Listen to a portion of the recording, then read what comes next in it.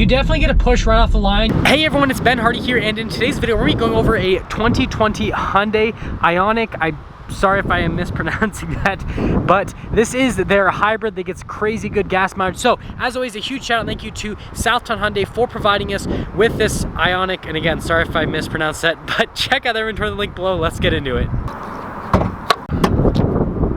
Under the hood, we have a 1.6 liter four-cylinder that is paired to a hybrid system. Total system output is 139 horsepower and 109 pound-feet of torque. 0 to 60 time is about 8.5 seconds. Fuel economy is 57 around town and then 59 on the highway, and it is all routed through a 6-speed dual clutch. Now let's go over the front end, and you guys are going to notice this front end is actually pretty unique. Now it does have that signature Hyundai design, so notice that the headlights especially look just like any other Hyundai and the whole front grille. But notice how everything, even though they kind of like have the design elements, it's all pretty much closed off, and that's because this engine's pretty small, so it doesn't need a ton of airflow. But if they close everything off, it's going to make the car more aerodynamic, which obviously is going to help out with getting better fuel economy. But it's just kind of interesting how they do like the fake, I mean, it's not like 100% fake, but like most of it's just kind of like fake grill and even like fake venting and all that, just to make it look cooler. And yeah, that's the front end. Now the theme of aerodynamic efficiency comes over to the side as well. So we've got 195mm tires. Those are wrapped around 15-inch rims, which, I mean, that's absolutely tiny. But look at the design on the rims. They're pretty much almost 100% closed off. And again, that's going to make it so the air just kind of goes along the side of the car instead of getting caught up in the wheel itself, which if you're more aerodynamically effective, you're going to get better fuel economy. You've got a little blue drive badging there on the side. Tire and rim setup in the back is identical. And here's kind of like a side look where it kind of looks like a sedan, but then it also kind of looks like a hatchback. It's like in between basically. But we have the key fob here. You've got the lock at the top, the unlock in the middle, and then this is the release for the trunk or the hatch. I want you guys to guess in the comment section below if this is going to have a trunk or a hatch before I unlock it. So just guess that right now. Well, here is the grand reveal, and yes, it is a hatch. So similar to the Toyota Prius, where they kind of like have this like sedan looking car that is actually a hatch just because of like how much it slopes in the rear. But you've got the Ioniq, sorry, I probably mispronounced it again, floor mats. But you have this little box, which I actually do not know what's in this, but you get a box of mysteries when you get this car. Regardless, underneath here, you guys will notice that you could use that as extra storage space if you so desire. But in terms of the space in general back here, especially with the seat folded in, I mean, you can see you can fit a pretty big box back here, so it's practical in the rear. Now let's finish things up in the rear with the design for the back. So I think this design overall pretty unique, but again, it kind of reminds me of the Toyota Prius. They have this weird like split window design, which I think is just, it's interesting. And then they have this as kind of like a spoiler type deal. And then you do have the taillights down here, which again, all this just looks pretty interesting. You got more of your regular badging. But yeah, the back in general, it's definitely like unique. It kind of is more on like the futuristic side, but again, it's just like, it's different. Now coming to the side here, opening up the door panel in the rear, notice that you have like this kind of like interesting, I don't know how to explain it. It's got like this texture that makes it look like cloth, but it's not cloth. You do have kind of like padding here where you're actually going to rest your arm in the rear. And then here is the seat for the rear passenger. Notice that they have like the lighter cloth and then the darker cloth with the seat itself. And let's quickly pop in and kind of get out of the wind, and you guys are going to notice my hair is absolutely ridiculous right now, and it's the wind. So I've got the seat right roughly where I would have it, and this is kind of what the legroom's like. And if you're wondering, I'm 5'11". Headroom is also actually, I mean, it's a little bit more on the cramped side, but it is a smaller car, so it's kind of expected. Coming up to the front, we do have keyless entry, so that's pretty nice, even though this is kind of like your entry-level trim package. Now here's the door panel in the front, pretty much all the same as the rear. The only difference is your regular window controls, mirror controls, all that kind of stuff, but all the other stuff is the same.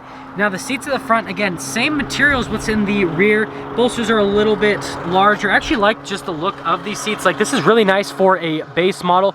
Now it is manually adjustable for all of the functions on the seat itself. And then here is what the pedal layout looks there at the bottom. And then notice you have your little gas thing, and then also you've got the battery reset, which is pretty interesting that you can actually control that. And then you got your lane keep assist, and then your stability control. Steering wheel is manually adjustable. Now, it is a push button start, so pressing it, notice that nothing's gonna pop on because it's in the EV mode. Well, the electronics will pop on, but the engine won't pop on because it's an electronic mode. And it even reminds you, it says vehicle is on. So here is the steering wheel. You guys will notice that you got all your regular like voice command, volume controls on the one side, cruise control, and then the controls for the pages tab in the center on the other side.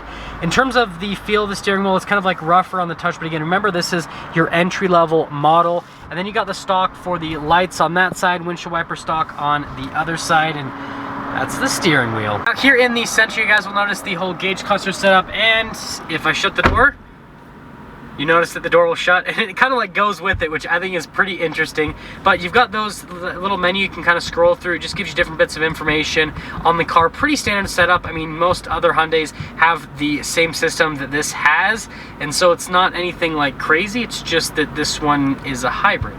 Now here's our infotainment system. First off, I'm going to show you guys the camera. So notice that the backup camera has the trajectory lines that'll turn with the steering wheel.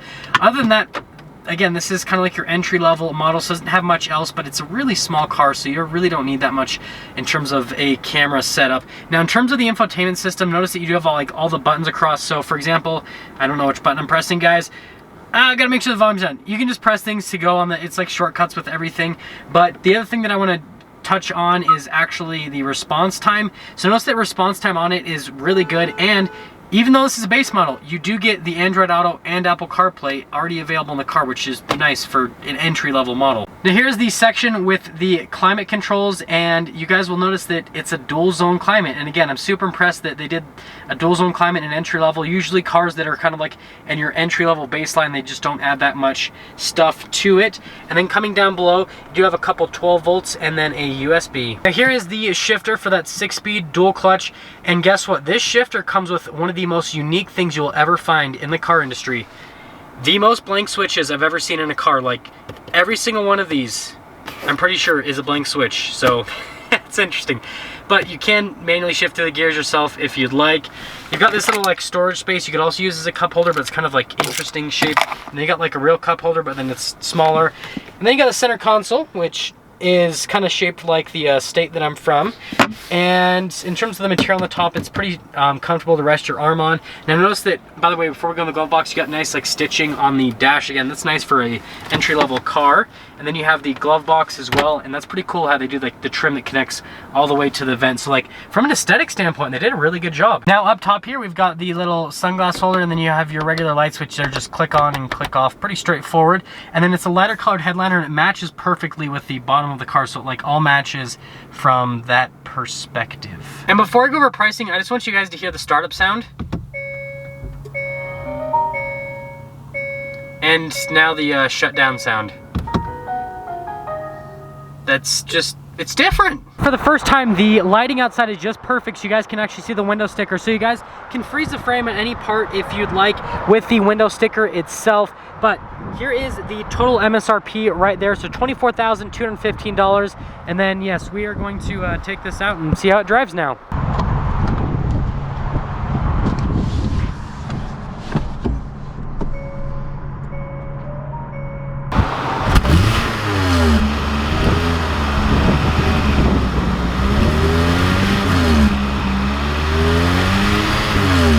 Let's talk about visibility here in the... So let's quickly talk about visibility. Visibility over the hood is actually pretty good. I mean, you can't really see the hood. So there is your visibility through both of the mirrors. And then here's visibility throughout the rear, which that double window design. Now I kind of see where that really comes into play, because it helps out with visibility quite a bit. I mean, there's obviously the bar through the middle, but that extra window at the bottom, it helps out. You guys get what I'm saying. But let's set off. We are initially setting off here, and I've decided I'm going to call it the Ioniq. So the reason I'm going to call it the Ioniq is it's a lithium, cannot speak, ion battery. And so I'm going to say Ioniq for the rest of the video, because that makes sense, right? That has to make sense. But initially setting off, I noticed that it's kind of like a super windy day today. Like, I don't know if it came through at all into the microphone. Hopefully it didn't, because the microphone's supposed to be doing its job, preventing the wind from coming in. But like, it is extremely windy, and that's why my hair looks crazy. But I can't hear it from in here. Like, I don't hear the wind going up against a car or anything. Like, it's really quiet, and I'm impressed with that. I definitely love it when cars are just more quiet like this is. Handling on it, I mean, it's solid. It's a really small car. The steering, there isn't a whole lot of feel through it. And other than that though, it's easy to drive around. There is a little bit of play, but again, it's just such a small car. Like it's kind of got that like little, kind of like small little zippy feeling.